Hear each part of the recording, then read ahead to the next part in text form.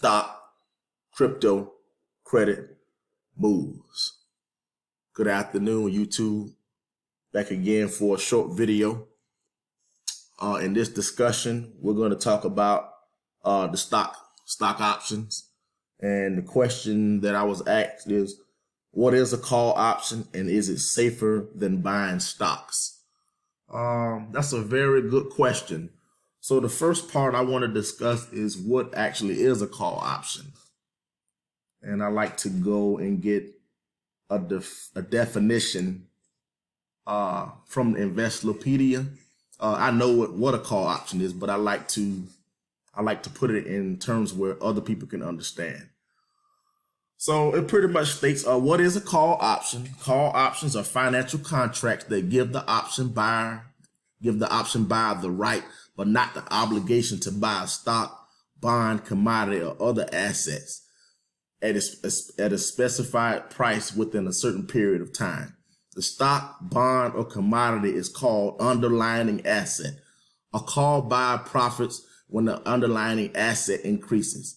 So the thing with call options, in my opinion, they're very good if you have, if you maybe know the seasonality of a particular stock and you feel like a big move is coming, whether it comes from prior engagements where a particular stock or class does well within a certain period of time, or you know that some news is coming that's going to blow a stock up. So let's say like you put a call option on Amazon for 6 months.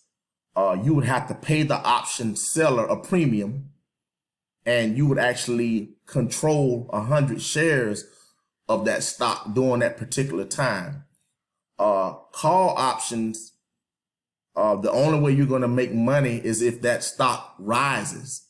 So when you're buying calls, to me, it's risky. It's riskier than just buying stocks, because your option has to move within that period of time, or you're going to lose the money. So do I like calls? I do, but I'm very selective on buying calls.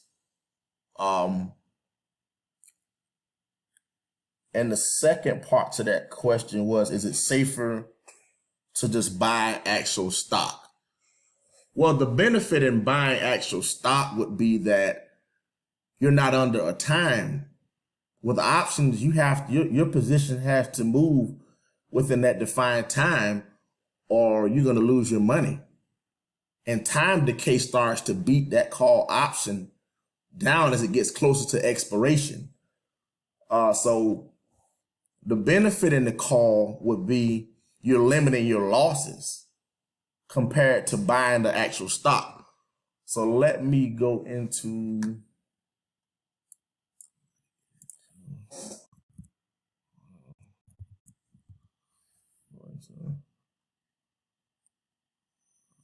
my Robinhood.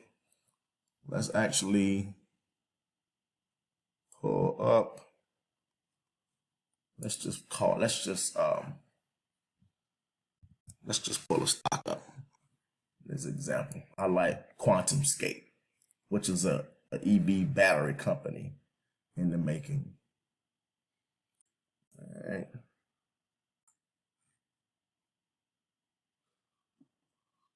So let's say that I want to buy a call on QuantumScape.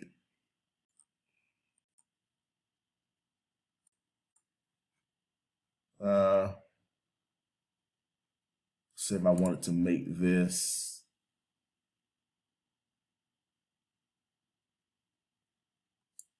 April 29th. I want to buy a call. Right now, QuantumScape is at $17.43. And let's say if I want to buy a call deep in the money, which actually means that I'm buying a call that provides a little bit more protection because it's actually less than the current price. So let's say I want to buy one in the money. So $17 would actually put this call in the money, deep in the money, because it's actually, I'm buying a call that's less than the current price. So it's going to cost me $194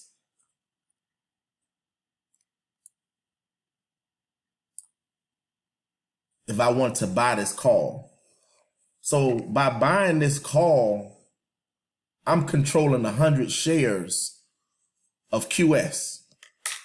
So I have until April 29th in order for this call option to become profitable, and I need it to actually increase. So this is the part that makes call options riskier. The fact that you're taking a chance on this stock making a move, and if it doesn't make a move, and if it trades sideways during that period of time, the call seller is going to win because they're going to keep the $194. So you're paying the call option seller $194 on shares that they actually own at this point. And you need this stock on a call that you bought. You need this stock to run up in order to become profitable. If it trades sideways or if it trades down, you lose your $194.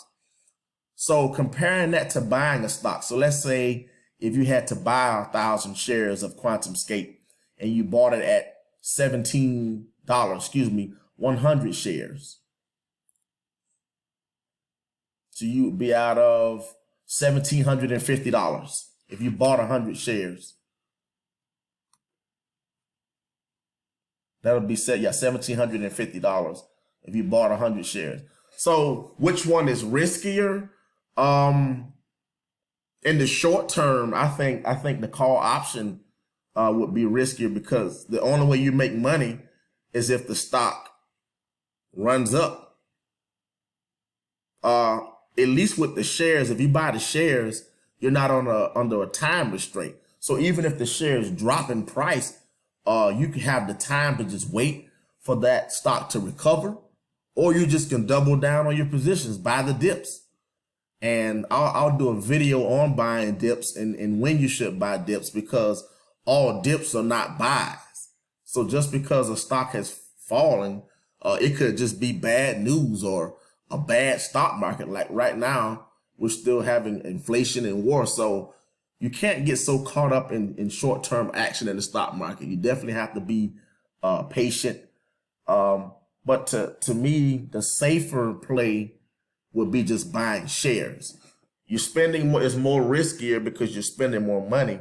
But in the long term, at least with the shares, you're not under any time restraints. With this option, if QuantumScape does not run up before April 29th, you lose your full 195. Now, some people look at it, well, 195 is nothing compared to 1750, which is true. But the 1750 is in a stock. And unless this stock actually goes bankrupt, which is probably not going to happen, then at some point your stocks will become profitable, especially if you play long. So I know a lot of folks are interested in options. I like options and I play with options. I do. I like option. Options is a nice game to play, but you have to pretty much know what you're doing.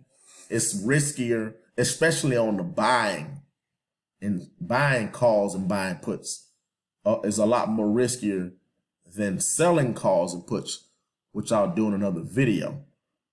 In my opinion, for newbies, I think it's better just to start accumulating shares of a company and just playing long.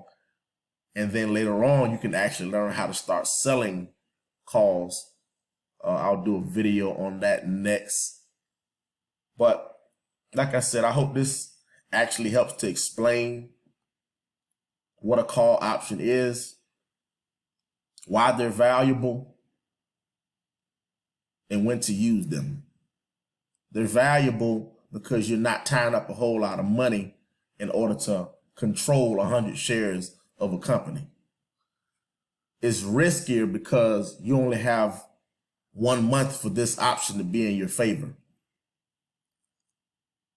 In my opinion, I think it's safer to just buy stocks and hold them.